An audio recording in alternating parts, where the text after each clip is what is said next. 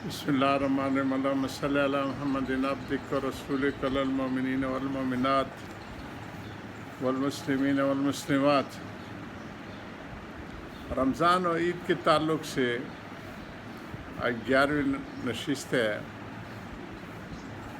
رمضان شریف کے بارے میں جو فضائل میں احادیث وارد ہوئی اسی کو ہم جاری رکھے ہوئے ہیں۔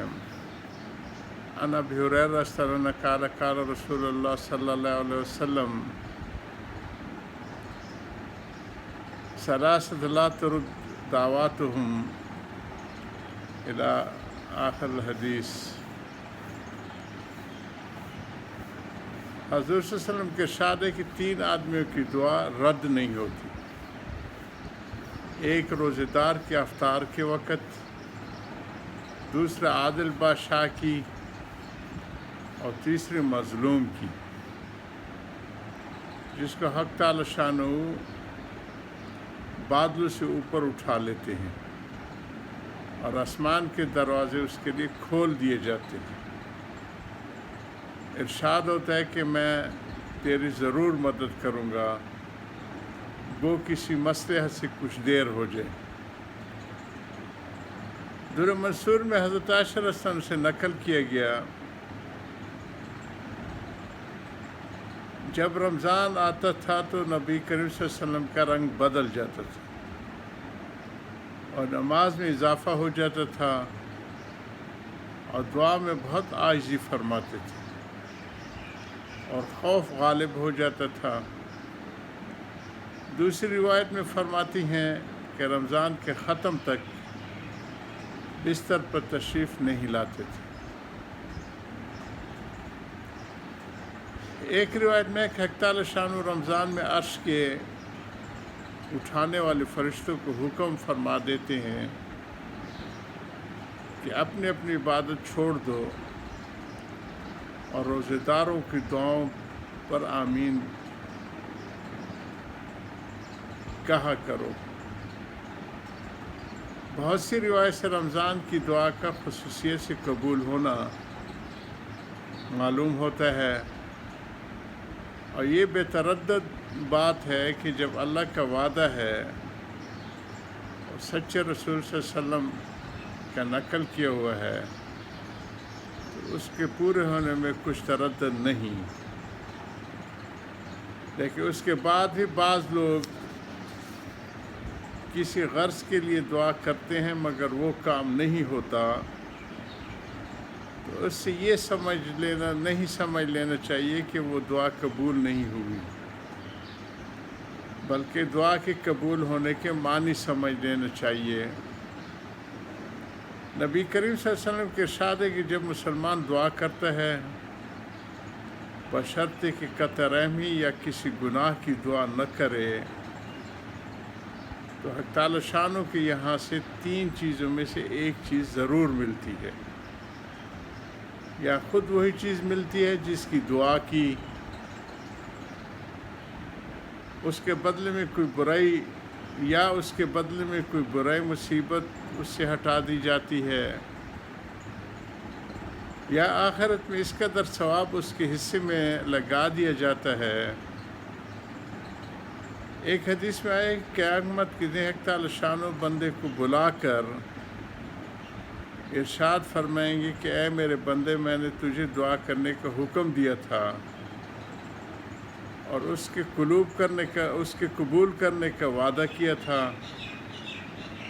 تو نے مجھ سے دعا مانگی تھی، وہ عرض کرے گا کہ مانگی تھی، اور اس پر ارشاد ہوگا کہ تو نے کوئی دعا ایسی نہیں کی جس کو میں نے قبول نہ کیا ہوں۔ تو نے فلاں دعا مانگی تھی کہ فلاں تکلیف ہٹا دی جائے، میں نے اس کو دنیا میں پورا کر دیا تھا، اور فلاں غم کے دفع ہونے کے لیے دعا کی تھی مگر اس کا کچھ اثر تجھے معلوم نہیں ہوا، میں نے اس کے بدلے میں فلاں اجر و ثواب تیرے لیے متعین کیا۔ حضور صلی اللہ علیہ وسلم ارشاد فرماتے ہیں کہ اس کو ہر دعا یاد کرائی جائے گی، اور اس میں اس کا دنیا میں پورا ہونا یا آخرت میں اس کا عوض بتلا دیا جائے گا۔ اس اجر و ثواب کی کثرت کو دیکھ کر وہ بندہ اس کی تمنا کرے گا کہ کاش دنیا میں اس کی کوئی دعا بھی پوری نہ ہوئی ہوتی، کہ یہاں اس کا اس قدر اجر ملتا۔ غرض دعا نہایت ہی اہم چیز ہے، اس کی طرف سے غفلت بڑے سخت نقصان اور خسارے کی بات ہے، اور ظاہر میں اگر قبول کے آثار نہ دیکھیں تو بدل نہ ہونا چاہیے۔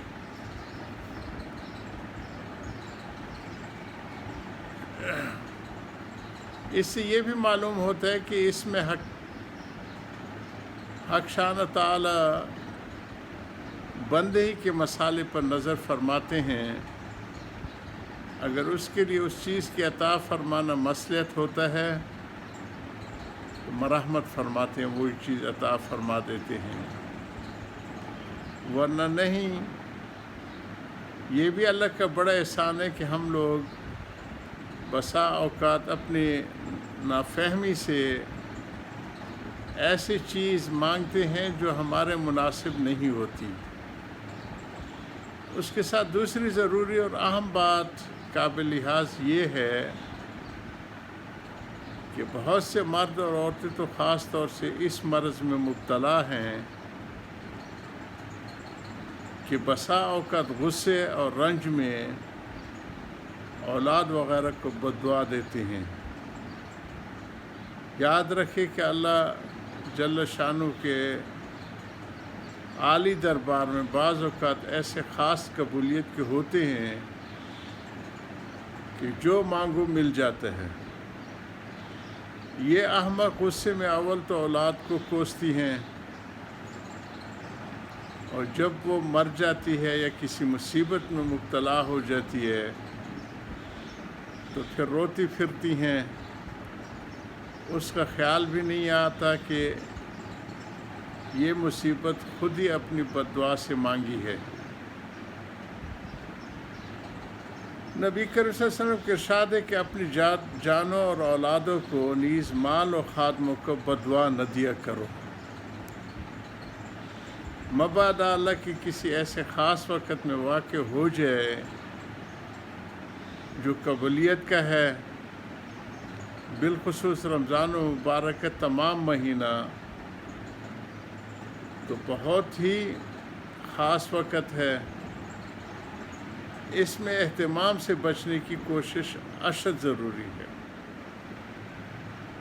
حضرت عمر رضی اللہ تعالیٰ عنہ حضور اکرم صلی اللہ علیہ وسلم سے نقل کرتے ہیں کہ رمضان مبارک میں اللہ کو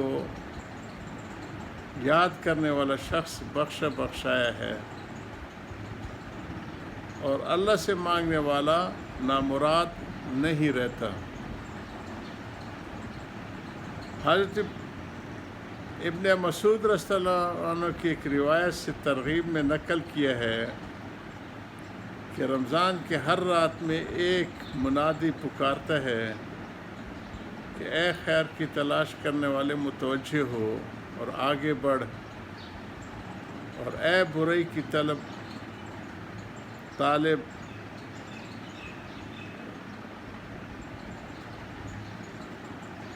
گاریس کر اور آنکھیں کھول۔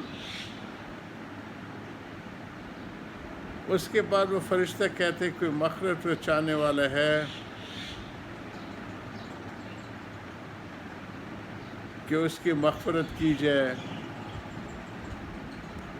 کوئی توبہ کرنے والا ہے کہ اس کی توبہ